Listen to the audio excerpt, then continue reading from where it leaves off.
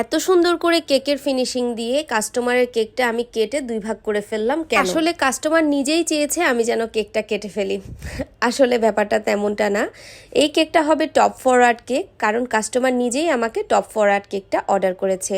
আর এই top forward কেকটা বানানোর জন্য আমাকে এই কেকটা অবশ্যই কেটে ফেলতে হবে। তাই আমি কেকটার কিছু অংশ কেটে নিয়েছি আর কেকটাকে আরেকটা বোর্ডের উপরে খুব ভালো করে সেট করে দাঁড় করিয়ে দিচ্ছি। এই কাজটা খুবই সাবধানে করতে হবে, সামান্য একটু অসাবধানতার কারণে কিন্তু কেকটা নষ্ট হয়ে যাওয়ার সম্ভাবনা থাকে। যেহেতু এটা টপ ফরওয়ার্ড কেক, তাই এই কেকটা ডেলিভারি ম্যানের হাতে দিয়ে ডেলিভারি করাটা অনেক বেশি টাফ।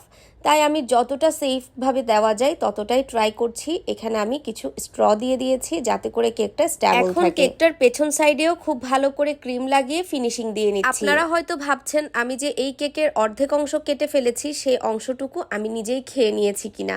একদমই না, আমি কিন্তু যেই কেকটা আমি কেটে ফেলেছি সেই কেকটাও কাস্টমারকে একটা বাটিতে করে দিয়ে দিই। কারণ আমি মনে করি এই কেকটা পুরোটাই আমি কাস্টমারের জন্য বানিয়েছি।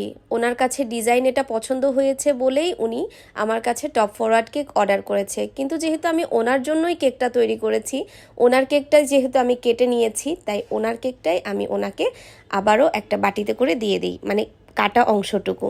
তো যাই হোক, কেকটা একদমই সিম্পলের মধ্যে ছিল, শুধুমাত্র রেড কালার রোজ আর কিছু সুগার বল দিয়ে কেকটা ডেকোরেট করা ছিল। আর এই রেড রোজগুলো কিন্তু খাওয়া যাবে না, কারণ এগুলো একদমই রিয়েল ফ্লাওয়ার। এগুলাকে আমি কেকের মধ্যে ইউজ করার আগে খুব ভালো করে ওয়াশ করে নিয়েছি আর এগুলোর ডাটের মধ্যে আমি খুব ভালো করে কস্টেপ পেঁচিয়ে দিয়েছি এবং এটাকে আমি কেকের মধ্যে সেট করে নিয়েছি। ফন্ডেন্টের মধ্যে আমি হ্যাপি ওয়েডিং লিখে নিয়েছি, যেহেতু এটা ওয়েডিং। ফাইনালি আমার কেকটা দেখতে ঠিক এরকমটা হয়েছে। কেকটা কেমন হয়েছে অবশ্যই জানাবেন। এটা ছিল 1 পাউন্ডের মধ্যে একটা চকলেট ফ্লেভার। আপনারা আপনাদের পছন্দ মতন যে কোনো ফ্লেভার কিংবা যে কোনো সাইজে কেক আমার কাছ থেকে পারচেজ করতে পারবেন। আমার আজকের ভিডিওটা কেমন লেগেছে অবশ্যই কমেন্টে জানাবেন। আজকে বিদায় নিলাম, আল্লাহ হাফেজ।